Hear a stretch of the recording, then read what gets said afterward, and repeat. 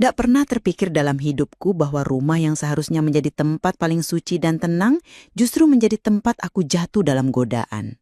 Setiap hari setelah mandi, aku merasa ada mata yang memperhatikan, tatapan yang tak biasa, dan semakin aku mencoba menghindar, semakin dalam aku terjebak. Namanya Tony, menantuku sendiri. Halo sobat semuanya, selamat datang di channel ini. Di sini, kita akan berbagi kisah penuh cinta yang terinspirasi dari kisah nyata. Jangan lewatkan setiap cerita yang akan membuat hati kalian terasa lebih mengguncang. Jangan lupa klik tombol like dan subscribe sekarang juga ya. Mari kita mulai kisahnya. Namaku Anita, usiaku 48 tahun. Aku adalah seorang ibu rumah tangga dari Jakarta yang hidup dalam rutinitas yang terasa sunyi meski penuh tanggung jawab. Suamiku, Pak Ridwan, adalah sopir truk lintas provinsi. Ia lebih sering menghabiskan waktunya di jalan daripada di rumah. Dulu, aku terbiasa dengan kesepian itu. Tapi sejak anak perempuanku, Indah, menikah dan membawa suaminya tinggal di rumah ini, aku pikir sepi itu akan berganti hangat. Nyatanya, kehadiran Tony, menantuku, justru membuat rumah ini terasa makin penuh. Tapi bukan oleh kebahagiaan, melainkan ketegangan yang tak bisa kujelaskan dengan kata-kata. Hari-hariku berubah pelan-pelan sejak Tony tinggal bersama kami. Awalnya ia sangat sopan, sering membantuku di dapur, sesekali menjemput Indah dari kantor, bahkan tak segan membantu membersihkan halaman rumah. Tapi entah sejak kapan, aku mulai merasakan sesuatu yang ganjil. Tatapannya padaku tak seperti menantu pada mertua. Tatapan itu lebih lama, lebih dalam, dan membuatku merasa aneh. Yang paling membuatku tak nyaman adalah ketika aku selesai mandi. Aku kerap merasa seperti sedang diperhatikan, seperti ada sepasang mata yang memperhatikanku diam-diam saat aku melewati ruang tengah menuju kamar. Dan entah mengapa, perasaan itu semakin kuat dari hari ke hari. Pada mulanya, aku menganggap itu hanya ilusi. Mungkin karena aku terlalu sensitif, terlalu lama hidup dalam rumah yang tenang. Tapi, naluri seorang perempuan tidak pernah salah. Setiap kali aku melangkah, dengan rambut masih basah dan tubuh yang hanya tertutup daster tipis, aku bisa merasakan aura asing yang menggantung di udara. Tony sering duduk di sofa, seolah santai, bermain ponsel, tapi dari ujung mataku aku tahu ia memperhatikanku. Dan lebih dari sekali, aku menangkap senyum samar di wajahnya, senyum yang membuat tengkuku meremang, senyum yang seharusnya tidak pernah muncul dari seorang menantu kepada ibu mertuanya. Aku mulai merasa tidak nyaman, tapi anehnya aku tidak langsung memarahi atau menegur. Mungkin karena Tony tak pernah benar-benar berbuat kasar.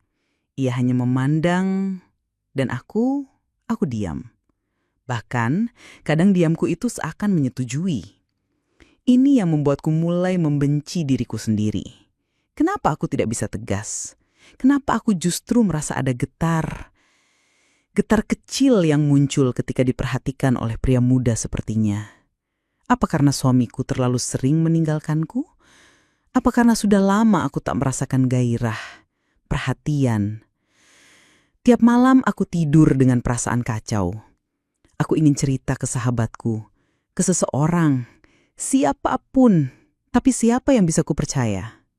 Siapa yang bisa kuceritakan bahwa aku seorang ibu mertua merasa gugup hanya karena dilihat oleh menantu sendiri? Aku tahu ini gila, tapi inilah kenyataannya. Dan diam-diam, aku takut bahwa sesuatu yang lebih dari sekadar tatapan akan terjadi. Pagi itu aku baru selesai mandi. Rambutku masih meneteskan air dan aku hanya mengenakan daster biru muda yang sudah lusuh tapi nyaman kupakai sehari-hari. Aku berjalan perlahan ke arah kamar, melewati ruang tengah yang sempit. Di sana, Tony duduk di sofa sambil memegang ponsel, seolah sedang serius melihat sesuatu. Tapi begitu aku lewat, dia langsung mengangkat wajah dan menatapku dari ujung kaki hingga kepala. Matanya tak seperti biasa. Tatapan itu terlalu terang, terlalu langsung, membuatku ingin menutup tubuhku dengan apapun yang ada. Tapi yang membuatku lebih kaget adalah ketika dia tersenyum kecil dan berkata dengan suara rendah, "Mami habis mandi ya? Wanginya bikin susah napas." Aku langsung membeku. Ucapan itu membuat tubuhku seperti tersambar petir.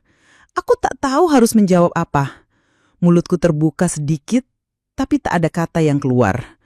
Aku hanya tersenyum kikuk, lalu cepat-cepat masuk ke kamar dan mengunci pintu. Di dalam kamar, aku bersandar di balik pintu sambil memegang dada. Jantungku berdetak kencang, seperti gadis remaja yang baru saja dipuji gebetannya. Tapi ini bukan gebetan, ini menantuku. Dan aku bukan gadis remaja, aku seorang ibu berusia hampir setengah abad. Tapi mengapa aku justru merasakan debar seperti itu? Sejak hari itu, Tony jadi sering muncul setiap kali aku keluar dari kamar mandi. Kadang dia pura-pura mau ambil minum, kadang pura-pura lewat menuju halaman. Tapi yang kulihat tujuannya cuma satu, ingin melihatku. Kadang aku mencoba menghindar, tapi rumah kami terlalu sempit. Tak ada banyak tempat untuk lari. Bahkan untuk pergi dari kamar mandi ke kamar saja harus melewati ruang tengah yang jadi tempat favorit Tony duduk. Sebenarnya aku ingin menegur, tapi aku takut Indah tahu. Aku takut Tony merasa tersinggung dan malah menciptakan masalah. Lebih dari itu, aku takut kalau aku tak bisa mengontrol diriku sendiri. Karena semakin hari, aku semakin merasakan bahwa tubuhku mulai terbiasa dengan perhatian itu.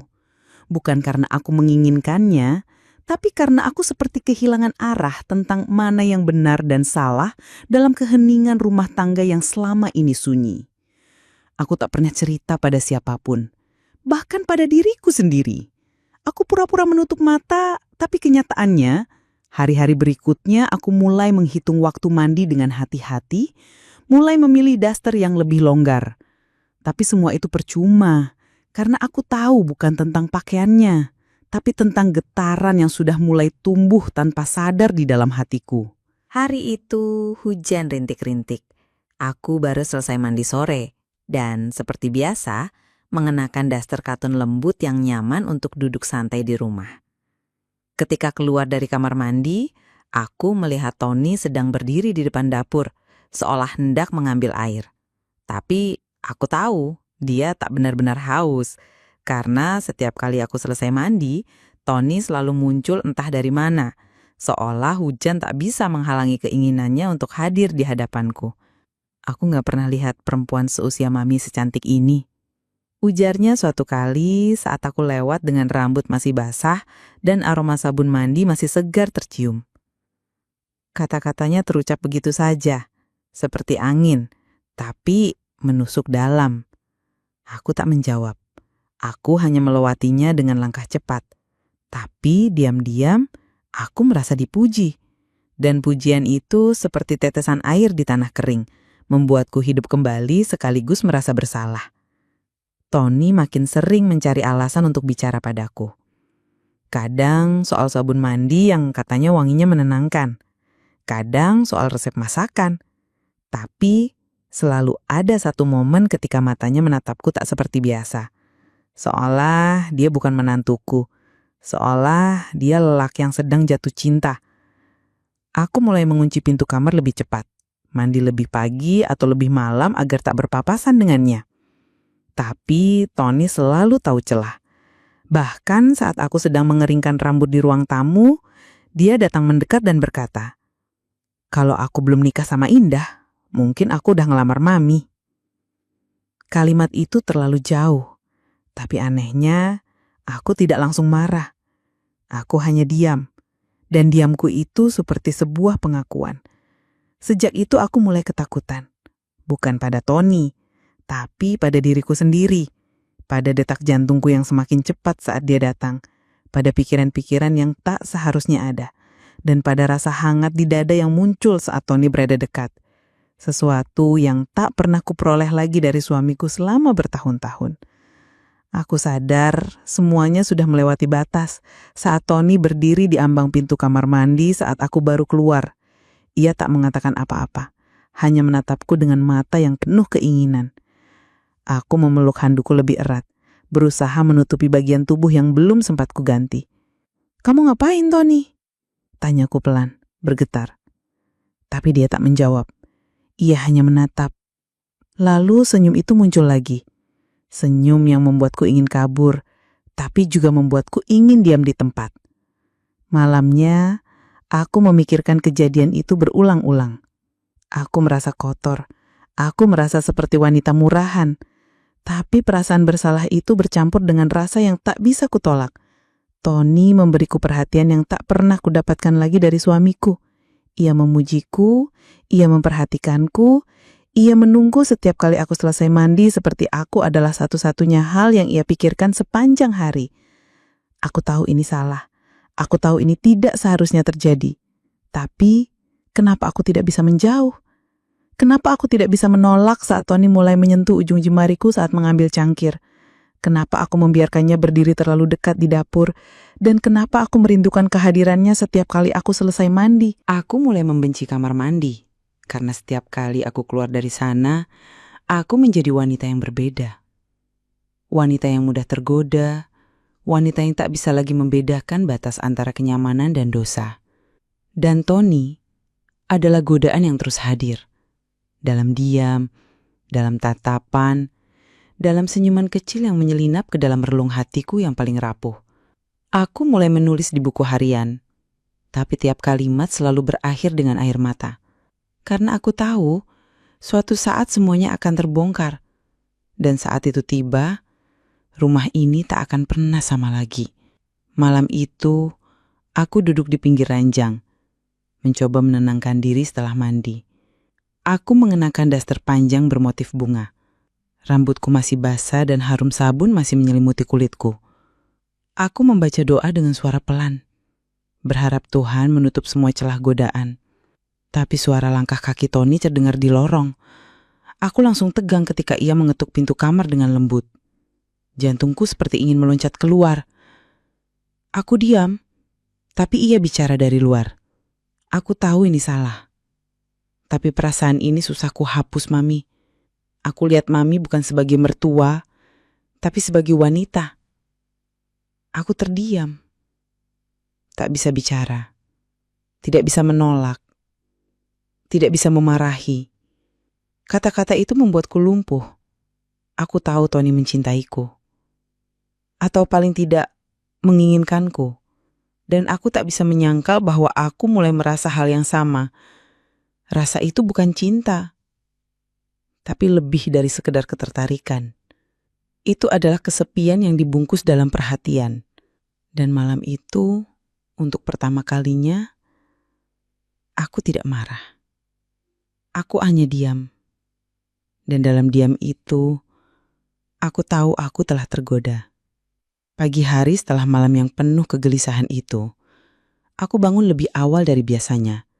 Matahari belum sepenuhnya naik, tapi mataku sudah tidak bisa diajak kompromi untuk tidur kembali. Di luar embun masih menempel di dedaunan. Sementara dalam dadaku, ada beban yang tak tahu bagaimana harus diletakkan. Aku memutuskan untuk segera ke dapur, menyalakan kompor, dan mulai memasak air untuk teh. Tangan ini sibuk, tapi pikiranku tidak. Ia terus memutar ulang suara Tony semalam.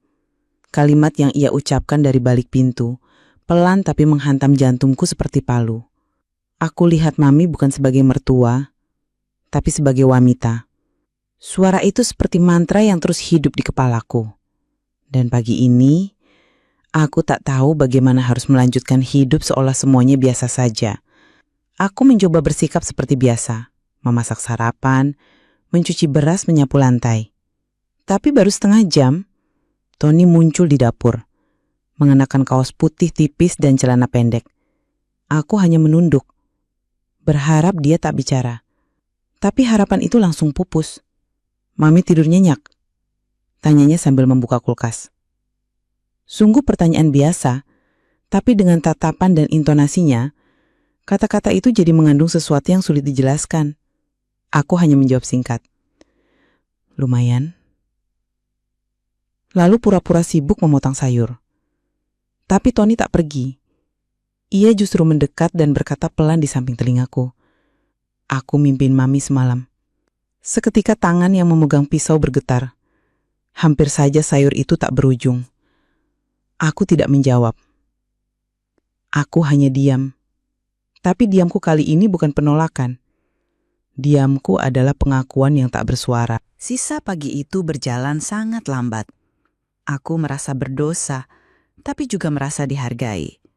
Aku tahu ini salah, tapi perasaan dihormati, diperhatikan, bahkan diinginkan oleh seorang lelaki, meski itu menantuku, adalah sesuatu yang tak lagi kudapatkan dari suamiku. Pak Ridwan mungkin suamiku secara sah, tapi secara emosional, kami sudah lama berjarak. Ia hanya pulang untuk tidur, tak lagi memujiku, tak lagi menggenggam tanganku, tak lagi menatapku. Dan kini Tony hadir seperti air di padang pasir. Membuatku bingung, takut, sekaligus merindukannya. Siang hari, aku duduk di ruang tamu sambil melipat pakaian. Tony kembali mendekat, pura-pura ikut membantuku. Tiba-tiba ia berkata, "Mami tahu nggak, senyum Mami itu bikin aku lupa kalau aku udah nikah." Aku mematung. Pakaian yang hendak dilipat tetap di tangan. Aku ingin mengatakan sesuatu, tapi tenggorokanku kering. Satu-satunya hal yang bisa kulakukan adalah berdiri, membawa tumpukan pakaian dan masuk ke kamar. Tapi saat aku menutup pintu, aku sadar aku tidak menolak kata-katanya. Aku hanya pergi. Dan itu bukan sebuah penolakan yang tegas. Hari-hari berikutnya, Tony mulai lebih sering membantuku di halaman belakang. Ia seperti tahu jadwal mandiku, tahu kapan aku akan keluar rumah, dan tahu kapan harus pura-pura lewat. Suatu siang, aku sedang mencuci baju di belakang rumah. Hujan semalam membuat suasana agak lembab dan dingin. Aku memakai daster tipis yang sudah basah sebagian karena cipratan air cucian. Saat aku mengangkat ember besar ke tempat jemur, tiba-tiba Tony muncul dari balik pintu belakang. "Mami, biar aku aja yang angkat embernya. Berat loh," katanya sambil langsung mendekat. Aku mencoba menolak dengan halus. "Gak usah Tony, Mami bisa sendiri." Tapi dia tetap mengambil alih. Tangannya menyentuh pergelangan tanganku saat merebut ember. Sentuhan itu sekilas, tapi cukup untuk membuat tubuhku gemetar. Saat kami berjalan beriringan menuju jemuran, Tony berkata lirih, "Kadang aku mikir, kenapa harus Mami yang jadi ibu mertuaku, bukan yang lain?"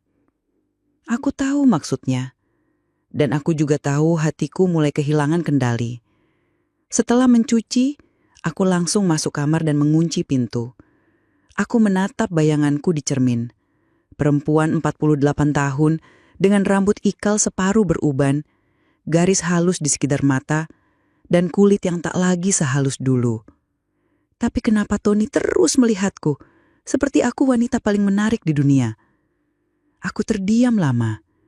Dalam hati kecilku, aku tahu ada bagian dari diriku yang menikmati ini. Bukan godaannya, tapi eksistensi yang dia berikan. Rasa bahwa aku masih hidup, masih bisa dikagumi, masih bisa menggugah hati seorang pria. Bahkan jika itu pria yang seharusnya tak boleh terpesona padaku. Malam itu aku tak bisa tidur. Aku menatap langit-langit kamar dan berpikir, "Tuhan, apa yang sedang kau coba ajarkan padaku?" Aku mencoba menahan diri, tapi setiap kalimat Tony teringang, setiap tatapannya seperti jejak luka di dada yang tak sembuh. Aku tahu aku butuh menolak, butuh menjauh, tapi bagaimana menjauh dari seseorang yang tinggal di bawah atap yang sama? Akhirnya, aku memberanikan diri bicara di dapur pagi itu, saat Indah belum bangun. Aku menatap Tony dan berkata, "Tony, jangan seperti ini. Kamu suami dari anakku." Ucapanku terdengar lirih, tapi cukup tegas.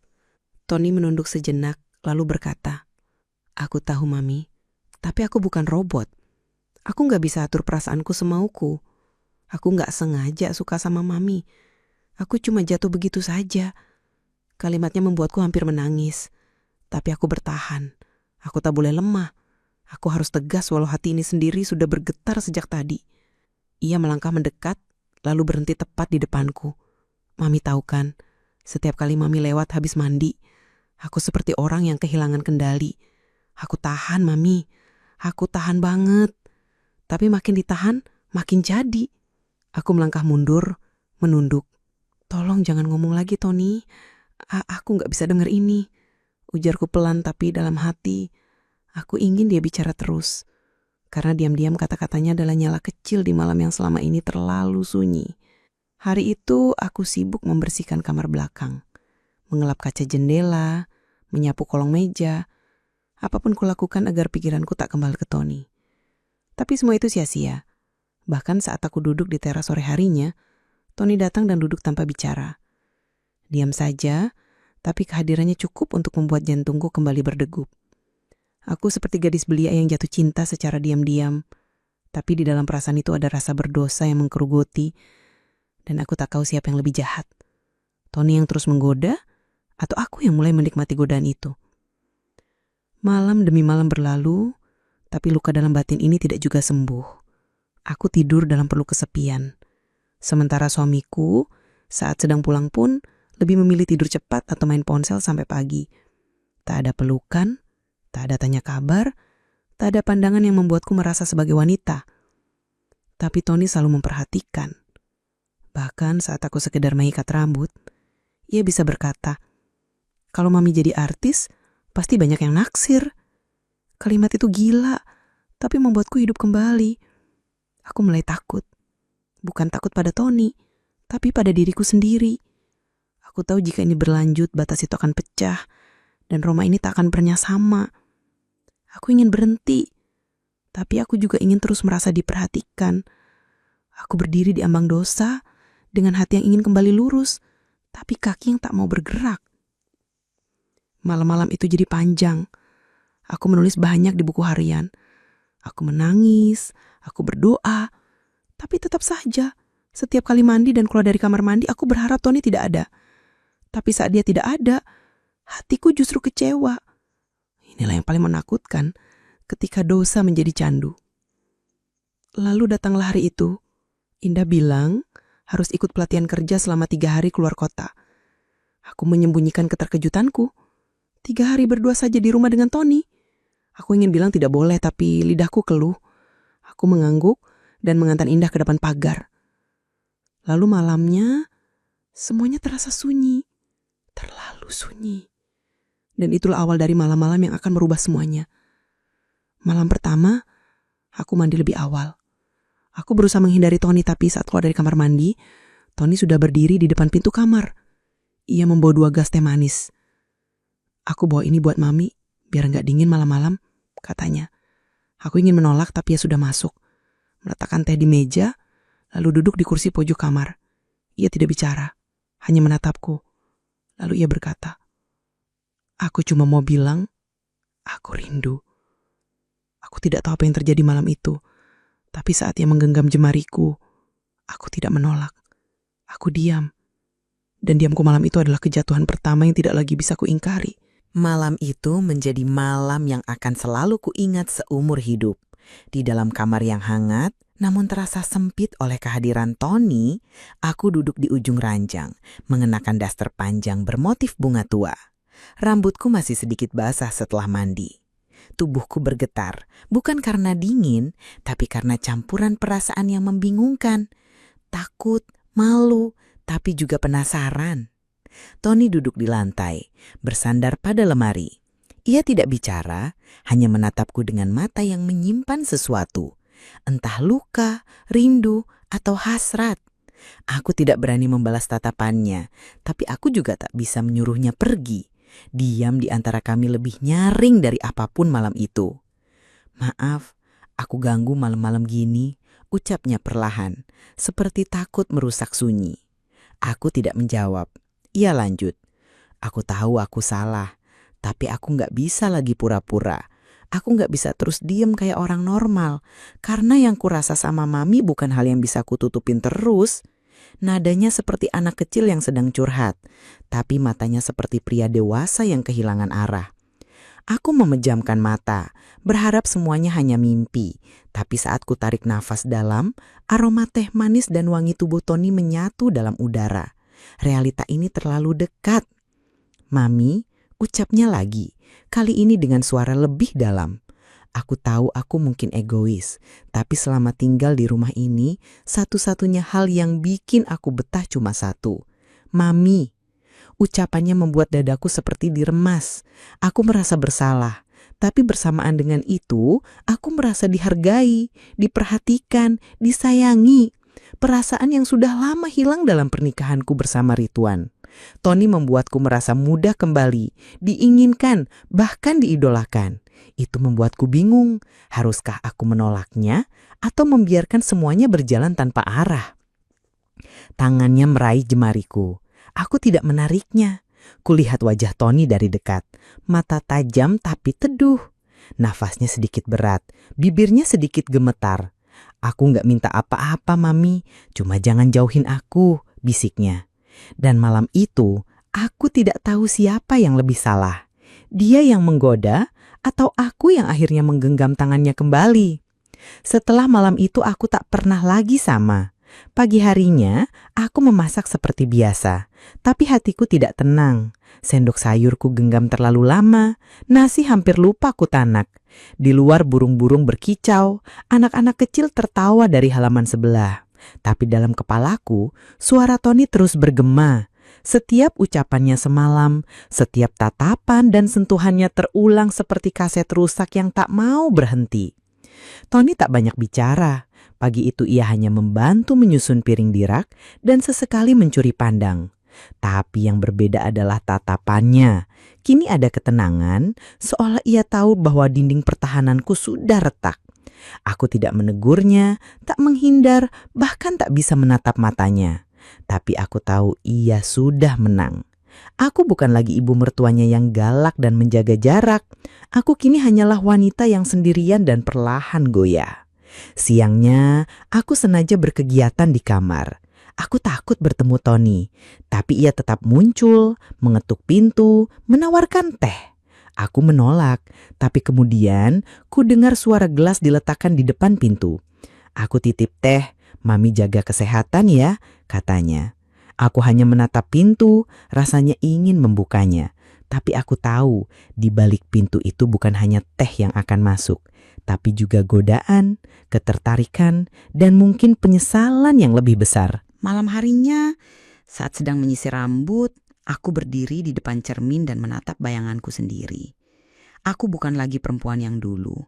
Kini aku mengenal dua versi diriku.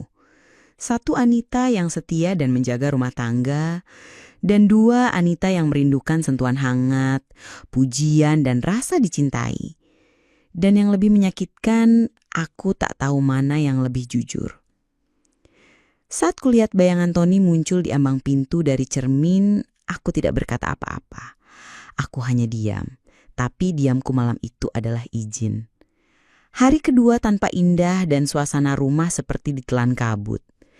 Tak ada suara TV, tak ada suara obrolan santai, hanya suara kipas angin dan detak jam dinding. Aku mencoba menjaga jarak dari Tony, tapi semakin ku jaga, semakin ia mencari celah. Pagi itu aku mandi lebih awal, berharap bisa menghindar. Tapi saat keluar dari kamar mandi, Tony sudah berdiri di ujung lorong. Tubuhnya bersandar di dinding, tangan disilangkan di dada. "Pagi, Mami," ucapnya ringan. Aku hanya mengangguk, lalu berjalan cepat ke kamar. Siang harinya ia tidak makan di meja makan. Tapi saat aku mencuci piring, ku dengar ia berkata dari belakang, "Mami, aku gak minta Mami balas apa-apa. Tapi aku cuma pengen jujur. Aku sayang sama Mami." Aku berhenti menggosok piring. Tanganku gemetar. Suara air keran tetap mengalir. Tapi dunia seolah berhenti. Aku tidak berbalik. Tapi hatiku bergetar hebat. Aku tahu kalimat itu akan mengubah segalanya. Aku masuk kamar, mengunci diri dan menangis. Tangis yang tak bersuara, tangis yang penuh dengan dilema dan rasa bersalah. Tapi di balik semua itu, ada getaran halus dalam hati yang tidak bisa kudustakan. Rasa bahwa aku pun mulai menyayangi Tony bukan karena fisik, bukan karena dia suami anakku, tapi karena Tony menyentuh bagian diriku yang selama ini terabaikan. Harga diri dan kebutuhan untuk disayangi. Malam itu Tony tak datang ke kamarku, tapi aku justru merasa kehilangan. Aku duduk di tepi ranjang, memeluk lutut dan bertanya dalam hati. Jika ini salah, kenapa rasanya begitu hangat? Jika ini dosa, kenapa diam-diam aku merindukannya? Hari ketiga Indah pulang. Ia datang membawa cerita dari luar kota, tertawa bercerita soal pelatihan, membagikan oleh-oleh. Aku hanya tersenyum dan mengangguk, mencoba menjadi ibu yang ceria. Tapi jiwaku tak sepenuhnya di sana. Mataku memperhatikan Tony yang kini kembali bersikap biasa. Ia menyambut Indah, mencium tangannya, berbicara seperti suami yang baik. Tapi aku tahu, di balik semua itu, ada perasaan yang telah tercipta. Perasaan yang hanya kami berdua yang tahu. Malam hari, aku duduk tepat di seberang Tony. Ia tak banyak bicara, tapi ada tatapan singkat yang ia lemparkan padaku. Tatapan yang membuatku lemas. Tatapan yang berkata, kita sudah melewati batas. Indah tidak tahu apa-apa. Ia hanya tertawa, menggoda Tony agar makan lebih banyak. Aku hanya menunduk. Hatiku sakit. Tapi bukan karena cemburu, melainkan karena aku tahu rasa ini harus mati sebelum semuanya terbakar. Malamnya aku menunggu di dalam kamar. Tapi Tony tidak datang. Tak ada ketukan di pintu, tak ada teh manis, hanya sunyi. Sunyi yang kini terasa menyesakan. Dan untuk pertama kalinya, sejak suamiku lama pergi, aku menangis karena pria lain. Pria yang bahkan seharusnya tak pernah boleh kusayangi. Tapi perasaan tidak bisa disangkal, bahkan oleh akal sehat sekalipun. Hari-hari kembali seperti semula, tapi bagiku dunia sudah berubah. Rumah ini, ruang tamu ini, dapur ini, semuanya kini menyimpan kenangan yang tidak bisa kuhapus. Tony bersikap seperti biasa, tapi ia lebih menjaga jarak. Aku tahu ia mencoba melindungi Indah, tapi aku juga tahu perasaan itu masih ada, masih tinggal, masih menggantung di udara. Setiap kali kami tak sengaja bersentuhan di dapur atau bertemu tatap di pagi hari, yang paling menyiksa adalah berpura-pura di depan Indah. Aku tertawa, tapi di dalam hati, aku menyimpan luka-luka karena merasa menjadi perempuan yang gagal. Gagal menjaga rumah tangga, gagal menjaga batas, gagal menjaga diri. Tapi juga luka karena kehilangan sesuatu yang membuatku merasa hidup kembali. Tony datang dalam hidupku seperti badai, mengguncang segalanya dan pergi meninggalkan reruntuhan emosi. Suatu malam, aku duduk sendiri di kamar, memandang bingkai foto keluarga di atas meja. Foto pernikahan Indah dan Tony. Di sana, aku tersenyum bahagia. Tapi kini, setiap kali melihat gambar itu, aku merasa seperti berkhianat pada putriku sendiri. Air mata jatuh. Aku tidak tahu, apakah ini akhir dari semua kekacauan atau baru permulaan. Aku tahu aku harus membuat keputusan. Apakah membiarkan semuanya hilang begitu saja, atau berani menghadapinya dengan segala risiko. Tapi satu hal yang pasti, aku tak akan pernah bisa kembali menjadi Anita yang dulu. Karena sekali hati terluka dan tergoda, jejaknya akan tinggal selamanya. Malam itu hujan turun pelan.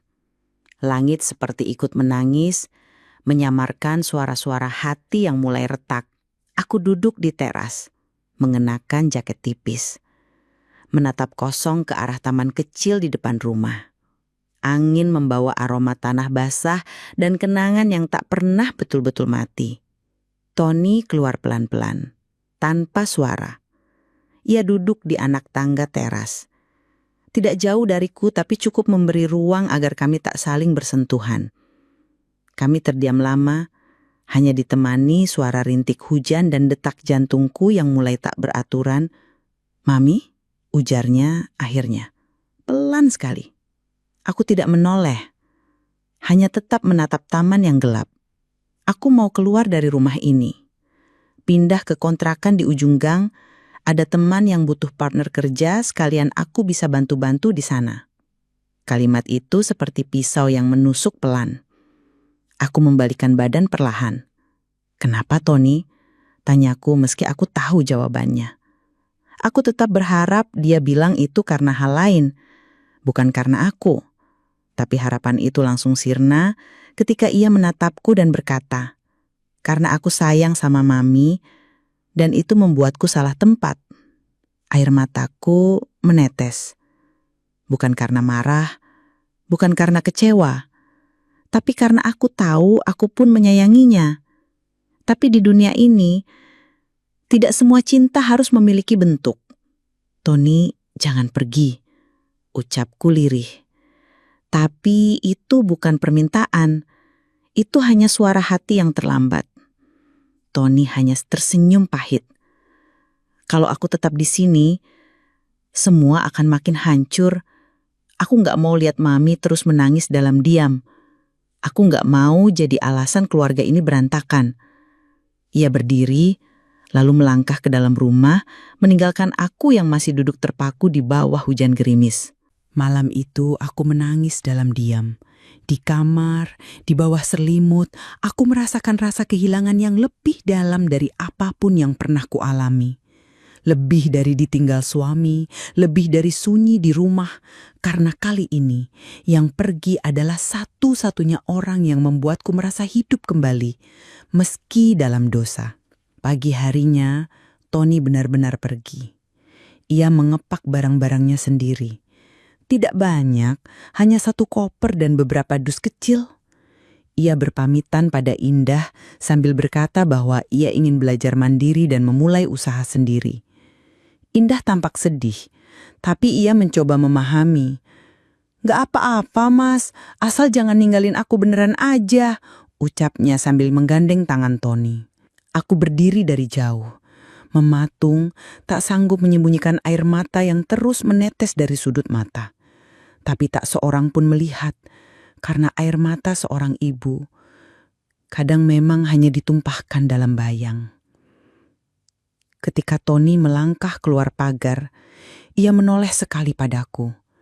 Tatapannya kosong, tapi dalam, seolah ia ingin mengatakan banyak hal, tapi memilih diam.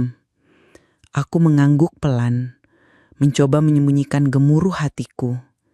Indah melambai, lalu masuk ke dalam rumah. Sementara aku masih berdiri di depan pintu. Tak bisa bergerak, tak bisa bicara. Dan saat langkah Tony benar-benar menghilang di ujung jalan, rasa sesak itu meledak seperti gumpalan api dalam dada. Hari itu, rumah benar-benar sunyi. Meski Indah ada, tapi ada ruang yang kini terasa kosong. Ruang itu bernama Tony. Aku menghabiskan waktu di kamar, menangis pelan memeluk bantal, memandangi foto-foto keluarga dan bertanya pada Tuhan, kenapa semua ini harus terjadi?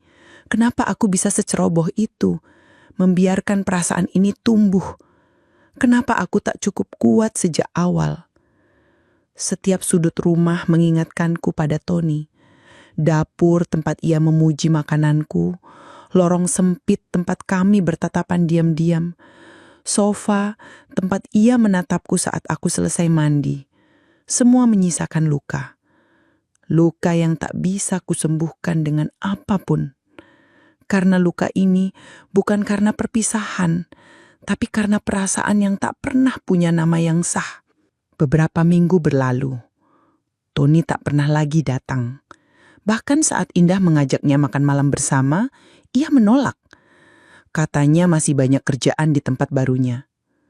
Aku tahu itu alasan-alasan agar kami tak perlu lagi bertemu. Tapi anehnya, setiap kali ia menolak datang, aku justru merasa lega dan terluka di saat bersamaan. Lega karena aku tak harus menghadapinya lagi. Tapi terluka karena aku sadar ia benar-benar pergi. Bukan hanya dari rumah, tapi dari hidupku. Aku mulai menata diri, tapi tak ada yang mudah. Bahkan memasak pun kini terasa seperti hukuman, karena setiap kali aku mengiris bawang, aku ingat bagaimana Tony memujiku sebagai ibu paling cantik saat masak. Saat aku mandi, aku merasa kosong, karena dulu, meski dalam rasa takut, ada perasaan hangat bahwa seseorang menantikan aku keluar dari kamar mandi. kini yang kutemukan hanya bayang diriku sendiri di cermin dengan tatapan kosong dan wajah yang lebih tua daripada sebelumnya. Kadang aku duduk sendiri di ruang tamu, menatap pintu pagar, berharap ia lewat. Tapi tidak, bahkan suara langkah kakinya pun tak pernah mampir. Aku tahu ini salah, tapi rasa rindu itu tidak bisa kutolak. Rasa itu tumbuh tanpa permisi, dan kini tinggal tanpa bisa diusir. Ia hidup dalam detak jantungku, dalam ingatanku, dalam mimpi-mimpi malam yang penuh bayang kabur. Aku ingin bercerita, tapi kepada siapa? Pada Indah? Mustahil. Pada Ridwan? Dia bahkan tak pernah sadar ada api yang membakar istrinya pelan-pelan. Aku hanya bisa menulis dan menangis. Dan di setiap lembar buku harian, aku akhiri dengan kalimat yang sama. Tuhan, ampuni aku. Aku hanya ingin dicintai. Beberapa bulan kemudian, aku memutuskan pergi ke rumah kakakku di Bogor. Aku butuh waktu, butuh ruang, butuh udara baru. Kakakku menyambut dengan hangat, tak banyak bertanya. Di rumahnya, aku bisa tidur lebih tenang, bisa berjalan di kebun kecil di belakang rumah tanpa harus merasa bersalah. Tapi rasa sepi tetap mengejar. Karena yang kucari bukan tempat, tapi ketenangan yang tak pernah datang sejak Tony pergi. Di sana, aku mulai menata hati, menulis lebih banyak, merenung lebih sering. Aku belajar menerima bahwa dalam hidup ini ada cinta yang tidak boleh diperjuangkan. Ada rasa yang harus dibiarkan mati perlahan, dan ada luka yang tidak akan pernah sembuh, hanya bisa diajak berdamai. Aku memohon ampun setiap malam, bukan karena aku berbuat zina, tapi karena aku membiarkan hatiku mencintai pria yang tak semestinya. Kakakku sekali bertanya, "Kenapa kamu jadi pendiam, Anita?" Aku hanya tersenyum. "Capek aja teh," jawabku. Padahal yang lelah bukan tubuhku, tapi jiwaku. Aku lelah menahan perasaan, berpura-pura bahagia, menjadi istri yang setia di hadapan suami yang bahkan tak melihat mataku saat bicara. Dan yang lebih menyakitkan, aku lelah mencintai dalam diam. Akhirnya aku pulang. Rumah tak banyak berubah, tapi aku tahu diriku sudah berubah sepenuhnya. Aku bukan lagi Anita yang dulu. Aku kini lebih diam, lebih tenang, tapi juga lebih rapuh. Di kamar, aku membakar beberapa surat yang kutulis untuk Tony. Surat-surat yang tak pernah kukirimkan. Di dalamnya ada kata-kata yang tak bisa kusebut di dunia nyata. Kata rindu, kata ingin, kata sayang. Semuanya berubah jadi abu, tapi abunya tetap tertinggal dalam dada. Aku kembali menjalani hidup seperti biasa, menyiapkan sarapan, membersihkan rumah, menunggu suami yang pulang hanya untuk tidur. Dan dalam setiap detik sepi itu, aku belajar satu hal, bahwa cinta yang datang dari godaan hanya akan meninggalkan luka. Tapi luka itu juga yang membuatku merasa hidup. Karena dari luka itu, aku belajar bahwa menjadi manusia berarti bisa jatuh. Tapi yang lebih penting adalah bangkit. Kini, setiap kali aku keluar dari kamar mandi, tak ada lagi Tony. Tak ada lagi tatapan itu. Hanya ada bayanganku sendiri di cermin. Tapi, aku tak lagi takut. Aku menatap diriku sendiri dan berkata, "Maafkan aku, Anita.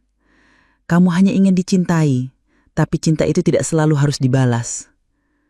Dan setiap malam, dalam sujud panjangku aku berdoa, "Tuhan, jagalah Tony dimanapun ia berada.